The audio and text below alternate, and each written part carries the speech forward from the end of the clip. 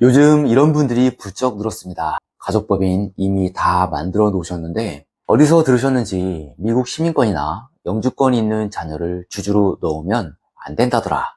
이 말을 들으시고 뒤늦게 오시는 겁니다. 법인 설립하고 출자금 다 넣은 다음에 뭔가 잘못된 것 같다는 불안감을 안고 오시는 거죠. 오늘 이 영상에서 세 가지 가져가십시오. 첫째, 그 소문이 맞는 건지 틀린 건지, 정확히 어떤 문제인지. 둘째, 미시민권 자녀의 지분율을 낮추면 해결된다는 말이 왜 오히려 더 위험한지. 셋째, 이미 만들어진 법인이라면 지금 당장 뭘 확인해야 하는지. 끝까지 보시면 됩니다.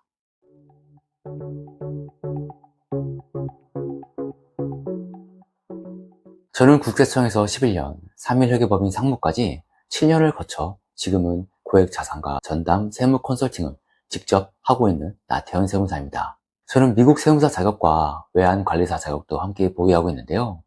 오늘 이 주제가 국내 세법만으로는 절대 해결이 안 되는 이유가 바로 여기에 있습니다. 그리고 영상 끝부분에 이미 법인을 만드셨다면 지금 당장 이것만큼은 반드시 확인하셔야 할 한 가지를 말씀드리겠습니다. 끝까지 보세요. 자산가들의 가족법인 니즈와 미국 시민권자 주주의 함정. 저에게 오시는 자산가분들 10명 중 6에서 7명은 자녀 중에 미국 시민권자나 영주권자가 1명 이상 있습니다. 해외에서 공부하다 정착하거나 처음부터 이중 국적으로 태어난 자녀들이죠. 이분들의 니즈는 명확합니다. 가족법인을 만들어서 자산을 법인으로 이전하고 자녀들한테 지분을 주면서 소득도 미리 발생시켜주고 싶다는 겁니다. 상속세도 줄이고 살아있는 동안 미리 자산 승계를 하고 싶은 거죠. 이 니즈 자체는 완전히 맞습니다. 문제는 이걸 실행할 때 국내 세법만 보고 설계를 하면 어느 순간 완전히 다른 세상에서 날벼락을 맞는다는 겁니다. 그 세상이 바로 미국 세법입니다. 미국 세법에는 CFC라는 개념이 있습니다. 미국인이 지배하는 외국 법인이라는 뜻입니다. 판단 기준은 간단합니다. 미국 세법 957조에 따라 미국인 주주들의 지분 합계가 50%를 초과하면 그 외국 법인은 CFC가 됩니다. 예를 들어 자녀들이 미국 시민권자인데 가족법인 지분을 자녀들로 50% 넘게 설계하면 미국인 지분이 50% 초과가 되어 CFC 판정을 받습니다. CFC가 되면 어떻게 될까요?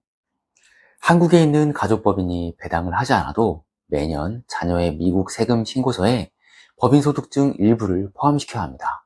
서브파트 F 인컴이라고 하는데 이자, 배당, 임대료 같은 수동소득이 여기에 해당합니다. 또한 서브파트 F에 해당 안 되는 나머지 소득 종류도 산출체계는 다르지만 매년 과세 대상이 된다는 점을 기억하시면 됩니다. 그리고 폼 5471이라는 정보 보고서를 매년 인별로 제출해야 하는데 단 한 해라도 빠뜨리면 자동으로 만불, 우리 돈으로 요즘 환율이 올라 약 1,500만 원의 벌금이 부과됩니다. 그런데 이게 인별로 매년 부과될 수 있다는 점이 가장 무섭습니다. 이쯤 되면 이런 질문을 하십니다. 그러면 자녀들 지분을 50% 이하로 낮추면 되는 거 아닌가요? CFC의 예외 조항과 PFIC의 적용 주의. 이게 오늘 영상에서 제일 중요한 부분입니다. 미국인 자녀 지분을 50% 이하로 낮추면 CFC는 피할 수 있는 게 맞습니다. 그런데 그러면 CFC 대신 PFIC가 적용됩니다. PFIC는 수동소득 위주의 외국 법인입니다. CFC 주주에게는 PFIC 규정을 적용하지 않는다는 예외 조항이 있습니다. 즉, CFC 판정을 받으면 PFIC는 자동으로 빠져나오는 구조입니다. 그런데 지분을 낮춰서 CFC 요건이 깨지면 이 예외 조항도 함께 사라지기 때문에 수동소득 위주의 가족법인은 그대로 PFIC에 걸립니다. 판단 기준이 완전히 달라서 CFC는 미국인 주주 지분율이 기준인데 반해 PFIC는 법인의 소득 구조나 자산 구성이 기준입니다. 법인 총 소득의 75% 이상이 이자, 배당, 임대료 같은 수동소득이면 PFIC입니다. 또는 자산의 50% 이상이 수동소득을 발생시키는 자산이어도 PFIC입니다. 그런데 자산가분들이 만드시는 가족법인 대부분 어떻게 운영하시나요? 부동산 임대 수익, 이자, 스타트업 투자 배당 전부 수동소득입니다. 구조상 PFIC 판정을 피하기가 사실상 어렵습니다. 그러면 PFIC가 되면 어떻게 될까요? 한국가족법인에서 배당을 받거나 주식을 팔 때 수익을 보유기간 전체에 균등하게 배분한 다음 매년에 대해 최고 세율로 세금을 계산하고 거기에 이자까지 추가로 냅니다. 예를 들어 5년 보유 후 배당으로 1억 원 수익이 생기면 수익을 보유기간인 5년으로 나눠서 2천만 원씩 매년 배분된 셈이고 각 연도에 대해 최고 세율로 세금을 계산합니다. 거기에 각 연도부터 배당 시점까지 누적된 이자를 더해서 냅니다. 5년 전 것은 4년치 이자, 4년 전 것은 3년치 이런 식으로요. 시간이 지날수록 눈덩이처럼 불어납니다. 이제 CFC와 PFIC를 비교해 드리겠습니다. CFC는 매년 보고 의무가 있고 소득이 발생하는 해에 세금이 생깁니다. 번거롭지만 예측이 됩니다. PFIC는 소득이 발생하기 전까지는 아무 일도 없어 보입니다. 그러다가 배당이나 엑시트가 생기는 순간 수년치 이자가 더해진 폭탄이 터집니다. 세금 자체도 많지만 대비도 안 된 상태에서 과세를 받으면 더 곤욕스럽습니다. 그래서 저는 CFC가 낫다고 말씀드리는 겁니다. 알고 관리할 수 있는 위험이 모르다가 맞는 위험보다 훨씬 낫습니다. 물론 가장 좋은 건 이 문제 자체를 처음부터 안 만드는 겁니다. 만약 부모님도 한국에 더 이상 거주할 이유가 없고 자산을 해외로 이전하는 게 가능한 상황이라면 부모님이 먼저 한국 세법상 비거주자가 되신 다음에 해외에서 자녀한테 해외 자산을 직접 증여하는 구조를 검토하실 수 있습니다. 이 경우 한국 증여세 과세 관할 자체가 달라지기 때문에 전혀 다른 설계가 가능합니다. 이건 케이스마다 조건이 다르기 때문에 반드시 전문가와 직접 검토하셔야 합니다.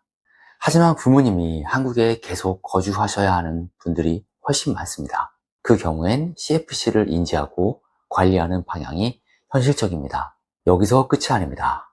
외국환 거래법 놓치는 신고. 자녀 주주가 미국인 비거주자 케이스에서 실제로 제일 많이 놓치는 게 외국환 거래법 신고입니다.